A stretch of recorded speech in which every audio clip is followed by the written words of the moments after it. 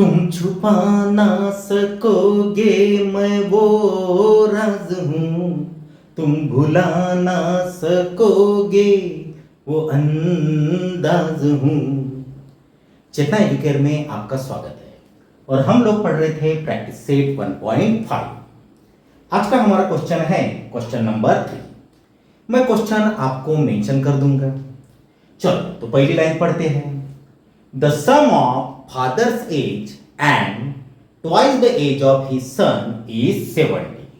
मैंने पहले भी कहा था कि जब भी आपको वर्ड प्रॉब्लम हो आप 1 बाय 1 स्टेटमेंट पढ़िए और किसके बारे में बात हो रही है वो पहले समझने की कोशिश कीजिए।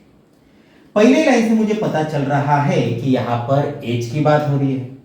यहां पर दो पर्सन है, वन है father and another is his son, और उनके प्रेजेंट एज की बात हो रही है।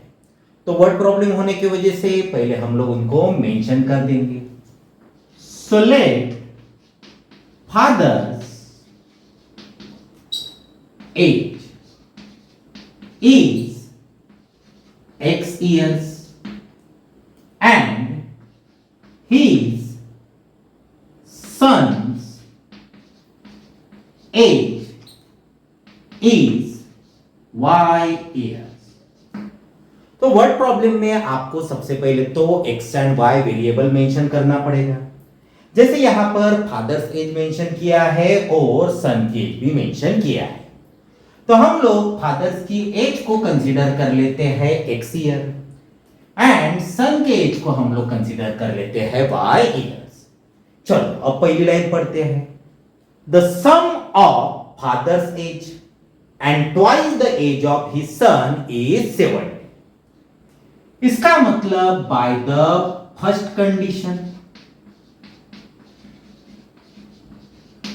Bye the first condition fathers की एज लेने को कहा गया है जो कि होगा x और twice the age of his son, यानी जो सन की एज है उसका ट्वाइस, और ट्वाइस मतलब डबल, तो ये हो जाएगा 2y एंड सम, सम मतलब एडिशन,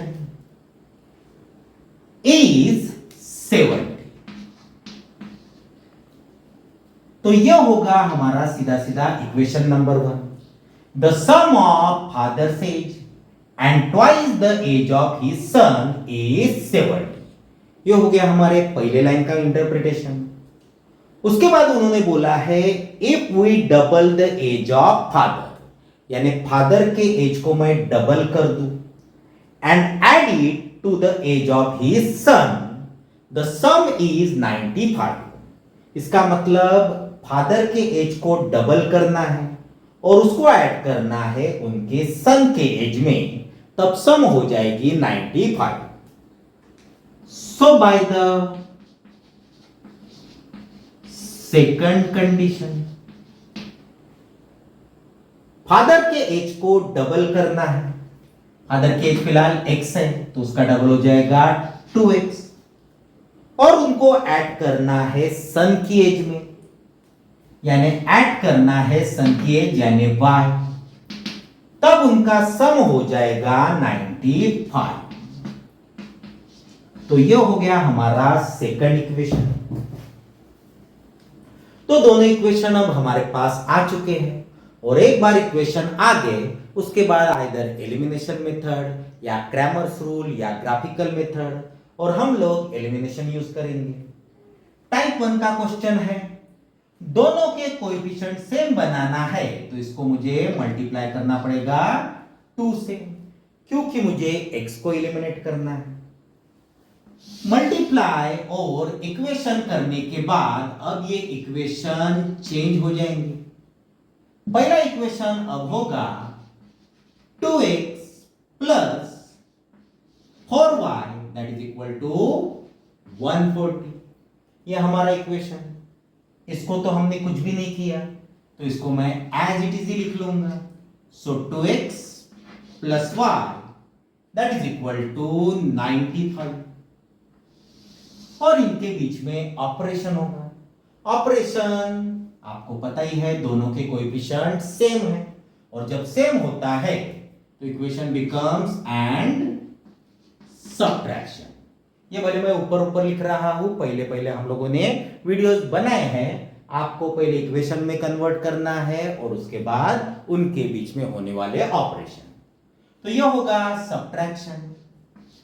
सब्ट्रैक्शन में प्लस का हो जाता है माइनस, प्लस का हो गया माइनस, और ये भी हो गया प्लस का minus. 2x minus 2x get cancel. पहले के बहुत सारे वीडियो हो चुके हैं, तो अब इसमें कोई बड़ी बात है ही नहीं। बस वर्ड प्रॉब्लम को आपको कन्वर्ट करना है, बाकी तो वही जो अब तक करते आए हैं। 4y माइनस y यानी 3y। नाउ 140 माइनस 95 यानी हो जाएगा 5 और 40 यानी 45।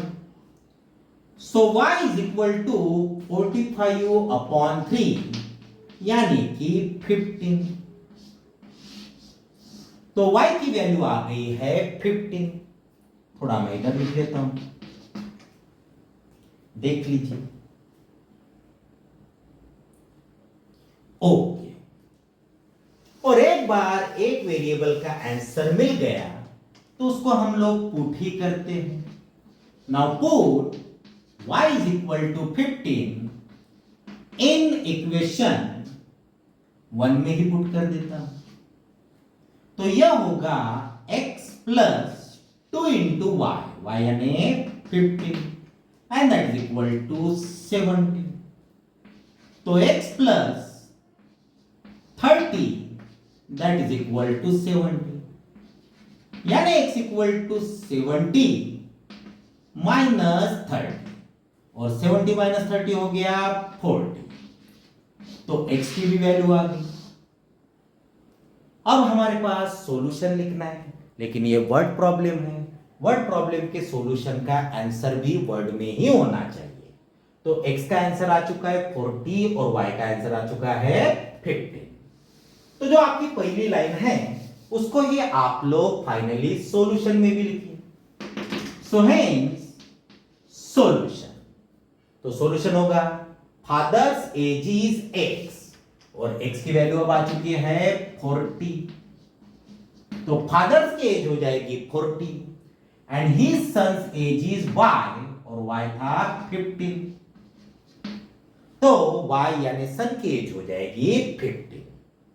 बस क्वेश्चन पढ़िए, पर स्टेटमेंट में कन्वर्ट कीजिए, और उसके बाद वही एलिमिनेशन मेथड, वही टाइप 1 टाइप 2 में कन्वर्शन एंड सो ऑन।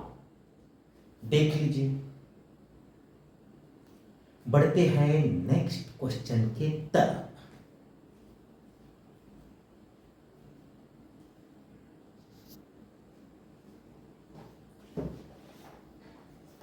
चलो क्वेश्चन नंबर 4 देखिए। The denominator of a fraction is 4 more than twice its numerator. मतलब क्वेश्चन डील कर रहा है न्यूमरेटर और डिनोमिनेटर से। तो ये टाइप हो गया न्यूमरेटर और डिनोमिनेटर टाइप वाला। इसके पहले वाला एज वाला था, अब ये न्यूमरेटर एंड डिनोमिनेटर। तो पहले मैं मेंशन कर देता हूं, let numerator is x and denominator is y। और न्यूमरेटर और डिनोमिनेटर से बनता है फ्रैक्शन। तो जब भी न्यूमरेटर डिनोमिनेटर फ्रैक्शन आए तो न्यूमरेटर को x मान लीजिए, डिनोमिनेटर को y मान लीजिए, तो फ्रैक्शन होगा x अपॉन y। तो ये तो हो गई हमारी पहली कंडीशन यानी पहली बात। चलो अब क्वेश्चन पढ़ते हैं। हाँ, तो वो लोग बोल रहे हैं कि denominator of a fraction, denominator मतलब by first condition, the denominator of a fraction, denominator क्या है y है,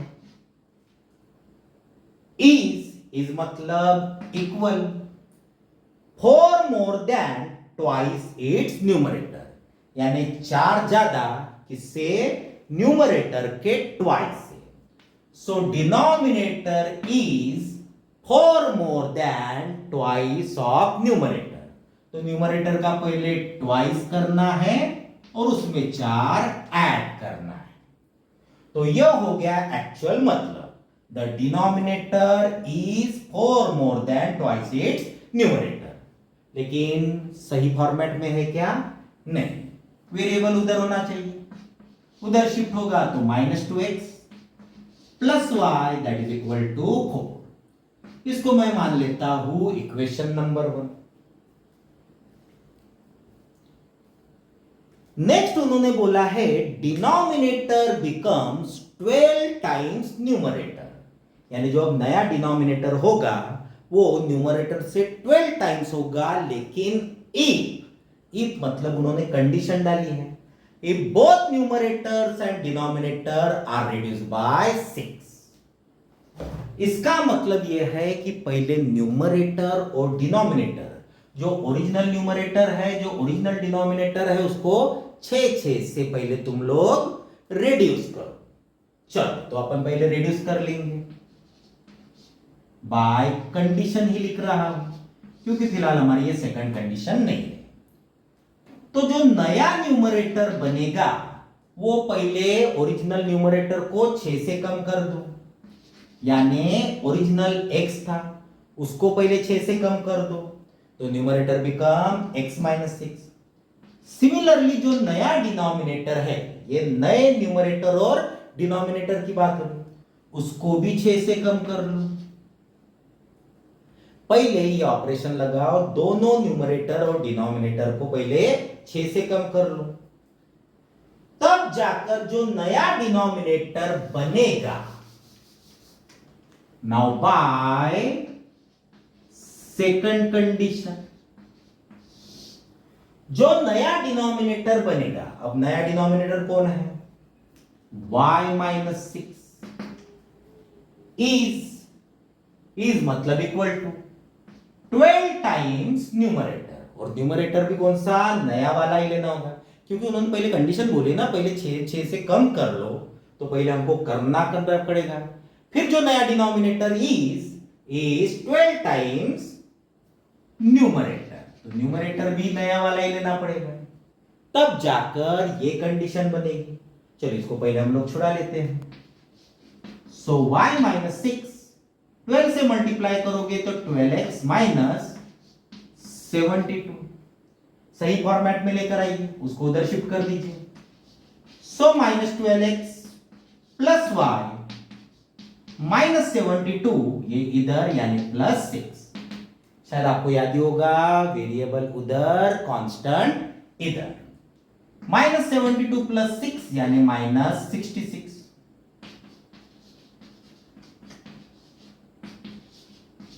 और यह होगा हमारा इक्वेशन नंबर 2। तो चेक करो, पहला इक्वेशन और दूसरा इक्वेशन दोनों आपके पास है। इसके बाद तो कोई बड़ी बात नहीं, क्योंकि दोनों के पास कॉमन है y, और ऐसे वक्त हम लोग कोई भी मल्टीप्लिकेशन नहीं करते, क्योंकि सीधा सीधा वो कैंसिल ही हो जाएगा। तो दोनों इक्वेशंस को मैं इधर लिख रहा हूं। सो इक्वेशंस बिकम, पहला इक्वेशन होगा -2x plus y is equal to 4, और दूसरा होगा -12x plus y is equal to -66। और दोनों के कोएफिशिएंट सेम, दोनों की साइन सेम, इसका मतलब हम लोग सब्ट्रैक्शन करेंगे। और मैं बहुत बार बता चुका हूं कि भले मैं डायरेक्ट ले रहा हूं, आप लोग स्टेप वाइज लीजिए, जो कि मैं स्टार्टिंग में अच्छे से पढ़ा चुका हूं। और माइनस कर रहा हूं, सब्ट्रैक्शन कर रहा हूं, मतलब साइन चेंज। तो ये माइनस था तो अब बनेगा प्लस, ये प्लस था तो अब बनेगा माइनस, और ये माइनस है तो अब बनेगा प्लस। -2x प्लस 12x जो कि पॉजिटिव हो जाएगा 10x, ये तो अपने आप कैंसिल। 4 प्लस 66 यानी कि हो गया 70। याद रखिए साइन चेंज हो जाते हैं, गलती से माइनस मत समझिए, वो हो गया अब plus. Now 10x is equal to 70 यानी x, जी हां x आ जाएगा 7, तो x की वैल्यू आ गई 7। फिर दो ही इक्वेशन है, कहीं पर भी पुट कर दीजिए। मैं थोड़ा इधर लिख देता हूं।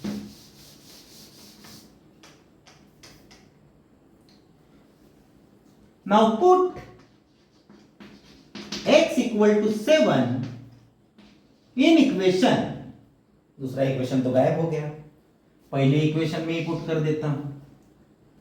सो यह होगा -2x यानी 7 plus y that is equal to 4। तो ये हो गया -14 plus y that is equal to 4, यानी y इज इक्वल टू 4 और ये माइनस का प्लस, यानी आंसर आ जाएगा 18।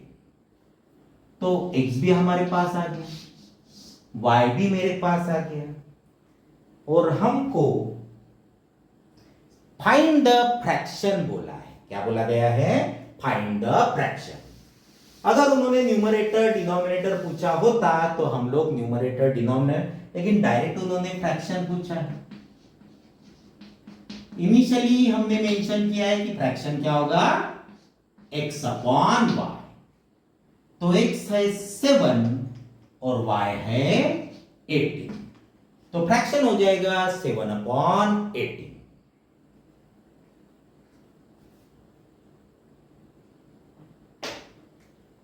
होप सो बातें समझ रही है।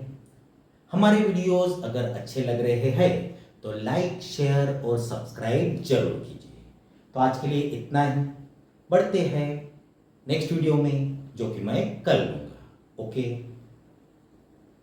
Thank you.